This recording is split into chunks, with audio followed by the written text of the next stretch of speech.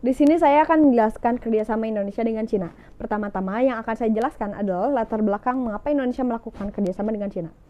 Sejak 13 April 1950, Indonesia telah melakukan perjanjian diplomatik dengan Cina di 4 bidang. Yang pertama adalah politik, keamanan, ekonomi, dan pembangunan.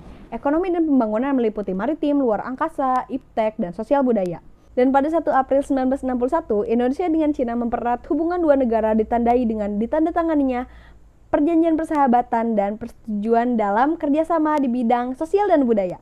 Pada era Presiden Jokowi, Indonesia ingin meningkatkan hubungan kerjasama dengan Cina di bidang ekonomi dan pembangunan. Dengan ini, pemerintah berharap pertumbuhan ekonomi di Indonesia bisa meningkat dan bisa bersaing dengan negara lain. Yang kedua adalah sejarah kerjasama Indonesia dengan Cina. Era Soekarno merupakan tonggak penting dari hubungan Indonesia dengan Cina. Hubungan dua negara tersebut berkembang positif ditandai dengan kehadiran Perdana Menteri Cina Zhou Enlai pada KAA dari 18 April sampai 25 April 1955. Ia juga mencetuskan 5 prinsip hidup berdampingan secara damai dan disponsori pemerintah India dan Myanmar.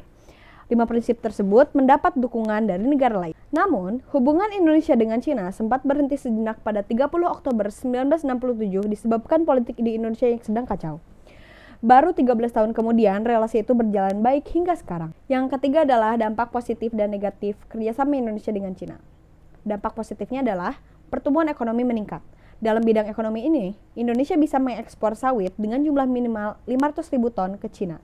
Dalam bidang sarana atau transportasi, Indonesia melakukan pembangunan kereta cepat dari Bandung ke Jakarta dengan Cina. Sedangkan dampak negatifnya adalah produk dalam negeri tidak berkembang, karena saking banyaknya produk Cina yang dijual di pasaran. Produk yang dihasilkan dari kerjasama Indonesia dengan Cina, yang pertama adalah kereta api cepat Bandung-Jakarta, yang kedua kerjasama antariksa 2015 sampai 2020, dan yang terakhir adalah ekspor sawit yang dilakukan oleh Indonesia ke Cina dengan minimal 500.000 ton.